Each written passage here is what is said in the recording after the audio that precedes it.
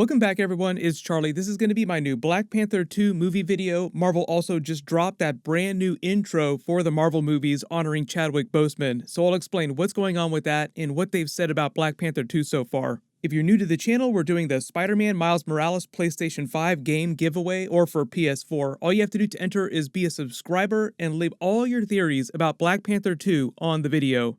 But just starting at the beginning, if you don't know what's going on, Marvel just recently released their new Marvel movies intro with Chadwick Boseman. Obviously, they did the same thing for Stan Lee during the Captain Marvel movie intro right after he passed away.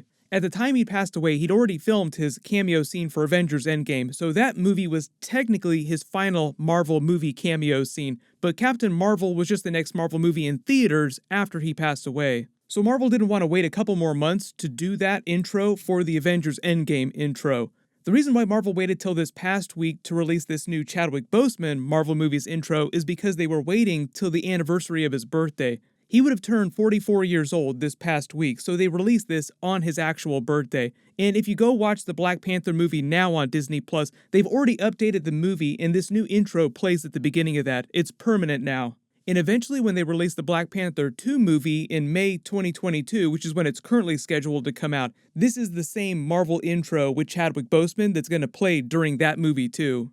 The other videos of them celebrating his actual birthday on the set of Avengers Infinity War. You can tell that it's Infinity War because you see Scarlett Johansson's Black Widow stunt double in the background with that short blonde hairdo and the Infinity War costumes. But number 4, you may have recently seen in all the trades, Deadline, Variety, Hollywood Reporter, The Wrap. They've all been reporting a bunch of new details Marvel had released about the upcoming Marvel Phase 4 and Marvel Phase 5 movies and Disney Plus series. There's obviously a lot more going on with that this week too that's brand new. But a couple weeks ago, as part of that, they revealed a bunch of new details about what's happening with Black Panther 2 and how Marvel is planning on handling Chadwick Boseman's death around the story of the movie, because obviously it prevents some challenges for them. All the top Marvel brass, Kevin Feige, even Ryan Coogler, the director of the Black Panther movies in Black Panther 2, and a close personal friend of Chadwick Boseman, revealed after he'd passed away that they had no idea what was going on with his diagnosis at the time. He'd chosen to keep that private from all of his movie collaborators he'd worked with since he'd learned he had cancer back in 2016, before they started filming the first Black Panther movie. This is around Captain America Civil War era. So you have to keep that in mind when you go back and you watch all of his Marvel movies or his other movies during that stretch of time, because he was very prolific. He did a lot of other really great movies that were not Marvel movies. He spent all of his time between those movies undergoing extreme chemo and cancer treatments, which are incredibly painful on their own, to say nothing of what the cancer does to your body. But when you actually go back and you watch those movies, he took it like such a champ, you wouldn't have thought that anything was wrong with him at the time. And apparently neither did Kevin Feige, Ryan Coogler, or any of the Marvel people. So they were heading into 2021 planning on doing Black Panther 2 with this completely different story. His family even said right up until the week before he passed away earlier this summer that he was absolutely confident he'd be able to gain back all the weight that he'd lost in time to start filming Black Panther 2 next year in 2021. And originally, before the virus delayed everything separately, before he passed away, they had planned to start filming the movie in spring 2021. That's changed just a little bit now, mostly because of virus delays and because of what happened with Chadwick Boseman. So number 3, now all the Hollywood trades are reporting the movie's going to start filming in July next year. That was actually the first news we'd heard since Chadwick Boseman passed away about the movie. Marvel still hasn't really said much other than that, besides Ryan Coogler coming forward to make a statement honoring his life and saying that they would continue to honor his memory with their future work. Which is why they're not going to do any kind of deep fake situation. The other Marvel producers also confirm, no, we're not going to fake Chadwick Boseman into the movie with some crazy CG solution. But they are still going to make Black Panther 2, so obviously the story will have to be very different from what they'd originally planned. But it will still focus heavily on T'Challa. He'll still be a really core part of the film. They're not going to write him out of the movie in some weird way. So even though he's going to be one of the most important characters in the movie, it's just not going to be in the way you would have expected previously. Now it's being reported by all the trades that Shuri's role is being elevated big time, and she'll be much more of a main character than she would have before. She was already important to the story before, as you would expect. It's just that now they're kind of implying that they're going to follow some of the Black Panther comic book story. During the mid to late 2000s, they did the Doom War comics arc where Dr. Doom invades Wakanda to steal all their vibranium, as you do if you're a Marvel villain. I know everyone would love to see Dr. Doom be the villain of Black Panther 2. They haven't confirmed any of that. It's still wide open to theory crafting. I have a feeling we won't see Dr. Doom in the MCU until they get closer to doing an actual Fantastic Four MCU movie. But during that storyline, Shuri becomes the new Black Panther because T'Challa trains her just in case anything were ever to happen to him, and he winds up getting stuck in limbo. In a lot of his statements, when Ryan Coogler was honoring Chadwick Boseman's memory after he passed away, one of the things he said was that he was with the ancestors now. So I think it's pretty easy to assume that they'll have a scene like that during the movie, like they did during the first Black Panther film, where he goes into the realm of the ancestors and speaks to his father T'Chaka, only this time it will be Shuri speaking to T'Challa. And even if they don't want to try and use a CG version of his character, they can still use old footage of him and work it in and make it seem like new footage, or they can just have him appear to her as an actual panther that doesn't speak with words, just communicates with her silently.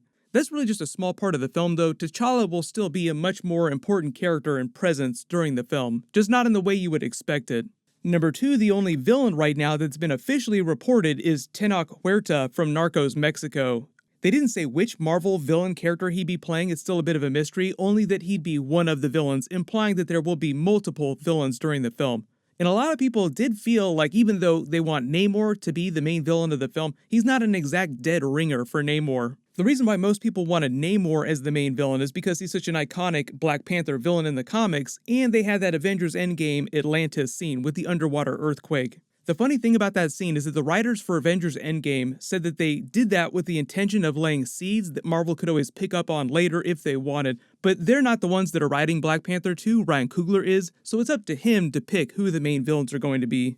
The other big villain of the first Black Panther movie that Ryan Coogler originally wanted to do was Kraven the Hunter, but they opted to go for Killmonger instead. I think they made the right call in that instance, and Kraven's been rumored in the new Spider-Man movies. But one of the other big core Black Panther comic book villains people have been talking about recently is the White Wolf. The thing about that character, though, is they'd have to change his backstory a little because originally he was T'Challa's secret brother, and they kind of already did that secret family member twist with Killmonger's backstory. So it would be kind of redundant for another quote-unquote secret heir to the throne to come forward. If there's going to be any kind of battle for the throne internally in Wakanda, it would be between Shuri and M'Baku, because originally during the first Black Panther movie, when they thought that T'Challa had died, they were taking that last remaining art-shaped herb plant to M'Baku for him to use and gain the powers of Black Panther so that he'd be strong enough to get rid of Killmonger, and then after that would arguably take the throne of Wakanda. Because he'd already tried to lay claim but had been beaten by T'Challa, so he was already kind of their number 2 pick for the King of Wakanda, even though the royal line of succession passes to Shuri, but that's only if she can win against any potential challengers to the throne, per their customs. In number 1, probably most importantly, just in terms of how they'd address Black Panther's powers in the mantle now that Killmonger has destroyed all the art-shaped herb that we know of, if you've read any of the new Marvel MCU books, there's a new one called the Wakanda Files that gets into this. It has a bunch of extra canonical information for all the Avengers characters in movies, like the characters' tech, their powers, all the minor things that the movies brush over, like what was going on in Iron Man's head when he was designing Spider-Man's Iron Spider armor, just really cool stuff. During that book, they also reveal that Shuri had been working on a way to replicate the effects of the art-shaped herb using technology and science, right up until Avengers Infinity War and Avengers Endgame. So really cool Iron Man MCU Easter egg, Shuri is kind of an Iron Man type of character in that all of her abilities already come from her technology. Like Iron Man doesn't have special powers, he makes technology that gives him the same powers as one of the other major Avengers like Thor. She was even able to reprogram Vision's mind based on all the Infinity Stone technology before he died. I mean, Thanos ripped his head open, so it's not like he's going to survive that. They'll get into that during the WandaVision series, don't worry. But we'll learn a bunch more details about the Black Panther 2 movie and how Marvel is going to handle all this stuff by next summer when they start filming, and which other characters they're going to be introducing. I know you're all hoping for more X-Men characters and mutants because they just announced the new Deadpool 3 movie inside the MCU. But post all your theories in the comments below and leave all your requests for Marvel videos. Congratulations, Mackenzie Spence, you're the giveaway winner for my last Spider-Man Miles Morales PS5 giveaway. Please email me on the About page of my channel so I can get your contact details. Everyone click here for my new Mandalorian Season 2 Episode 5 Ahsoka Tano video, and click here for that new Mandalorian Season 2 New Jedi Characters teaser. Thank you so much for watching, everyone stay safe, Wakanda forever.